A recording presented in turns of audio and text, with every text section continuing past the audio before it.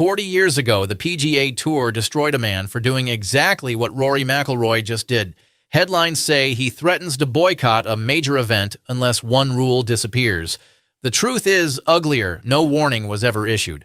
While it stands, golf's biggest star simply stops appearing, and the sport slides into chaos. Start with Sunday. Birkdale tied 40th, a champion admitting he cannot care about two-thirds of the playoffs. Everyone at East Lake now begins on even par. Points banked earlier buy him nothing. Ryan Fox lifted the claret jug that afternoon. Nobody remembers. 26 days before that, reporting emerged that McIlroy finishes one start short of the 15 tournament minimum and faces no punishment whatsoever. A discretionary clause covering foreign members erases the shortfall. Seve Ballesteros fit that description too. In 1985, the Spaniard played 9 events. Dean Beeman banned him from the entire following season, overruling his fellow professionals, leaving him 5 American starts across 12 months. Here's the part that should enrage you. Ballesteros himself campaigned to raise that threshold to 15 1 year earlier. Subscribe now because we chase the stories the broadcasters quietly bury. What the handbook says next explains every bit of it. The paragraph itself is short, unremarkable in tone, and quietly devastating in effect. Under standard operation, a regular member of the circuit must tee it up in 15 co-sponsored or approved tournaments every season. Fall beneath that number and your status evaporates. Buried underneath, however, sits an override, granting the commissioner authority to act on application from a foreign member, citing medical reasons or other extraordinary circumstances, reducing the 15-event requirement entirely at his own discretion. Notice the qualifier sitting inside that sentence. Relief applies exclusively to foreign members. An American professional missing the identical target has no comparable door to walk through. Bob Harig broke this on June 26th, and the strangest detail concerns who tipped him off. Officials contacted the reporter directly to point him toward the language. Nothing was leaked. The organization wanted its escape route understood before the anger landed. There's confusion worth clearing up about whose signature goes on the waiver. Roughly half the coverage credits Brian Rolapp, the former NFL executive hired as the tour's first ever chief executive in June 2025. He isn't commissioner yet. Jay Monahan holds that title until December 31st, and Rolapp becomes the 5th man to occupy the role on January 1st, 2027. So the most controversial act of leniency in recent memory gets rubber-stamped during a leadership handover, when accountability is at its most slippery. Now consider the arithmetic that triggered all of this. McIlroy has entered 7 tournaments on the American circuit this season outside the 4 majors. Add the majors and he sits on 11. Memphis, the BMW Championship, and East Lake would carry him to 14. His agent confirmed months ago that no autumn events feature in the plan, so 14 is the ceiling, 1 start short. Context matters here because the trajectory is steeper than most viewers realize. He entered 19 tournaments across 2024. That dropped to 16 the following year. Now the total sits at 11, with the major season finished, which represents a 40% collapse in 2 seasons from a player who once treated volume as professional duty. None of it stems from decline. April brought a second consecutive green jacket at Augusta National, making him only the 4th man in history to defend the Masters. A runner-up finish arrived at the Genesis Invitational by a single stroke. His position on the world ranking remains 2nd, and he currently sits 11th in the season-long standings with a place in the finale effectively guaranteed. Motivation, not ability, is what shifted. Getting there required deliberate choices. He passed on the Miami Championship at Doral, ignored the RBC Heritage at Harbor Town, and stayed away from the Travelers at TPC River Highlands, which happened to be the final signature event of the season. Each absence was permitted under existing regulations. Together, they guaranteed the shortfall. Here's what makes the whole affair slightly absurd. A legitimate medical case genuinely exists. He withdrew from the Arnold Palmer Invitational before the 3rd round with an injury, then arrived late at the Players' Championship the following week. Any competent lawyer could build an extraordinary circumstances argument from that alone. Nobody in leadership bothered. The tour reached instead for pure discretion, which tells you precisely how little it feared the consequences. Martin Kamer received no such courtesy. The German lost his card outright for the 2015-16 campaign after failing the identical test, and his major championship tally at the time already stood at 2. Supporters of the decision point out that the clause has existed for years and gives leadership flexibility in genuinely unusual situations. Critics counter that a threshold waived for the biggest name in the sport isn't a threshold at all. One fan summarized the mood bluntly online, arguing that every professional enjoys the freedom to skip events while preparing for majors, though not every professional enjoys freedom from the penalty. Yet the defense carries real weight, and pretending otherwise would be dishonest. Golf Monthly's writers landed on a phrase that captures the imbalance perfectly. The tour needs him considerably more than he needs the tour. He spent 3 years standing at podiums defending American golf against Saudi money, while others took the check. Had he crossed over, the organization currently disciplining nobody might not exist in its present shape. Loyalty of that magnitude buys something. Whether it should buy exemption from written regulations is the question nobody in Ponte Vedra wants asked aloud. Push the membership row aside for a moment, though, because it's a symptom rather than the disease. Everything traces back to a single structural decision, and it wasn't made by McIlroy. For years, the season finale operated on staggered starting strokes. Whoever led the standings arrived in Atlanta with a head start, meaning every point accumulated across 10 months carried tangible value. Broadcasters hated the format because it regularly produced dead Sundays, with half the field mathematically eliminated before anyone reached the back nine. So the tour scrapped it. Now all 30 qualifiers begin the finale on even par across 72 holes of straight stroke play. Better television, undeniably. The unintended consequence is catastrophic. Under the current arrangement, finishing first in the standings and finishing 30th deliver identical outcomes once East Lake begins.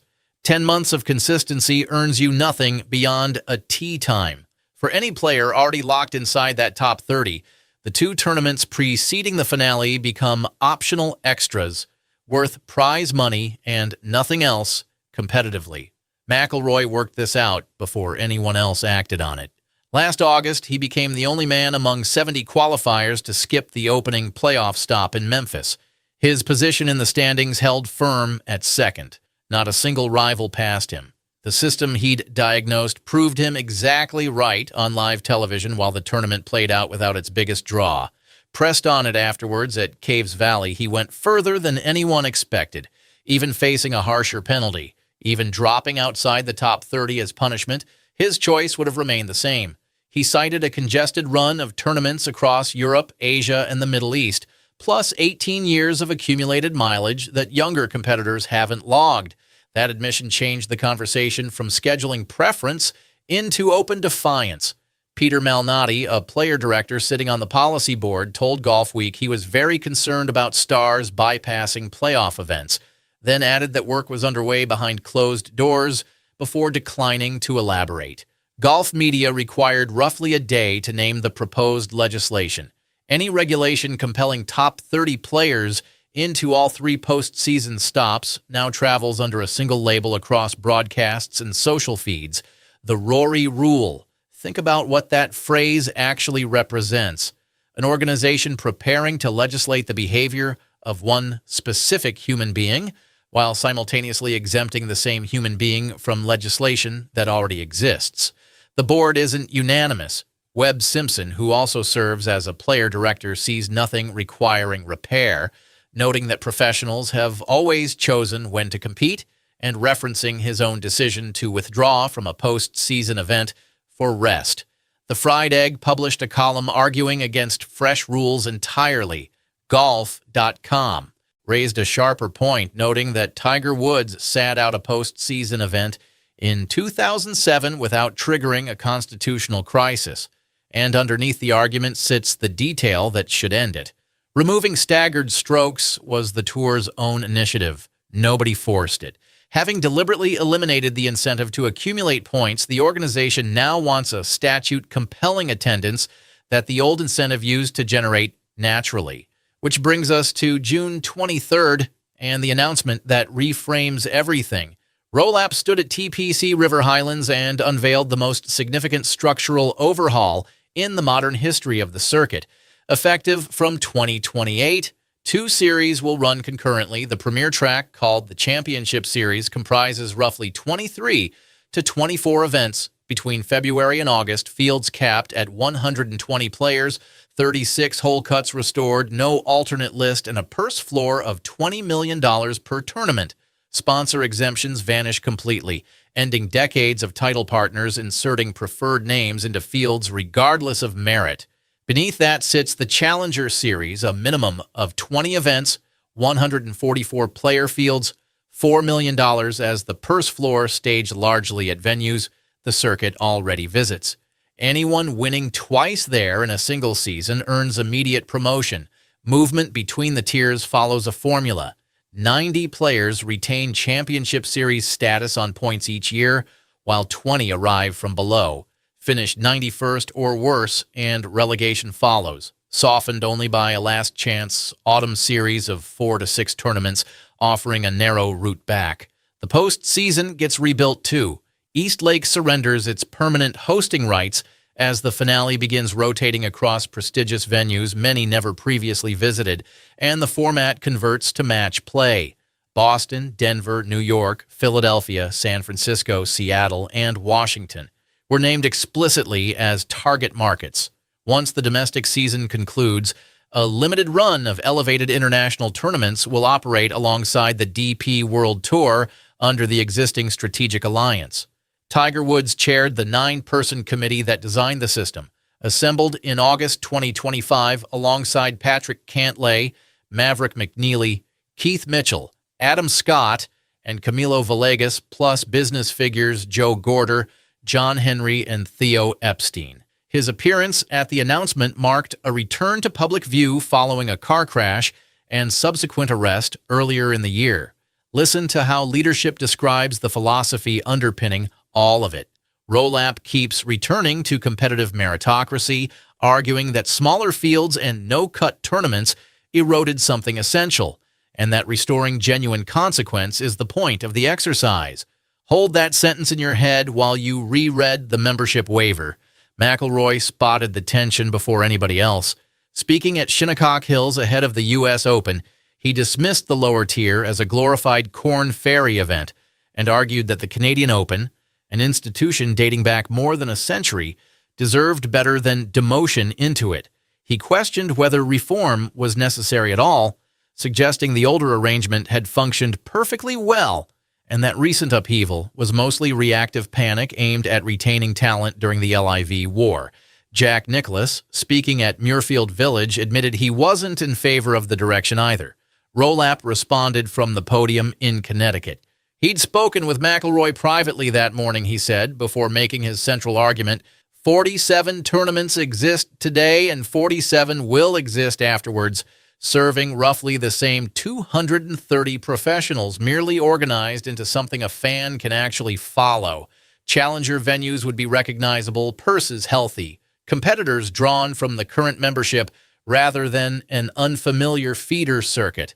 McIlroy softened afterwards, issuing a written statement, calling the announcement a positive step and praising its reaffirmation of meritocracy. So assemble the pieces and look at what emerges. An organization rebuilding itself around continually earned status has waived the single requirement binding its most valuable asset. Scarcity is being manufactured so that every appearance carries additional weight, yet the headline act publicly values most appearances at nothing. Sponsor. Exemptions were abolished on the principle that access should never flow from relationship or profile, and that ruling landed 3 weeks after the largest accommodation of the decade was handed out on exactly those grounds. None of that is hypocrisy in the cartoon sense. It's something more uncomfortable. The tour understands perfectly well that its architecture depends on one man's willingness to participate, and it has chosen dependence over principle because the alternative costs more. The immediate future is already mapped. He returns at TPC Southwind on August 13th. Then Bellerive hosts the BMW Championship from the 20th before Atlanta stages the finale with $10 million waiting for whoever survives 4 rounds. Europe follows a title defense at the Irish Open, then Wentworth, then Asia, and the Middle East. Beyond all that sits Adair Manor in September 2027, where a Ryder Cup on Irish soil represents the last great ambition on his list. Look closely at what that itinerary lacks. Ordinary weeks stir nothing in him now. Where he sits in the standings has stopped registering entirely. Nothing remains capable of pulling him toward a tournament whose trophy leaves him cold. Regulations can force a player onto the property. Turning up was never the difficulty. You cannot legislate a 37-year-old with a career Grand Slam into caring about a Thursday in Memphis, and the organization now drafting a statute in his name knows it. Seve Ballesteros discovered what happens when the circuit decides to make an example of somebody. 4 decades on, the modern equivalent gets an exemption instead because the balance of power reversed completely and nobody in charge is willing to test it.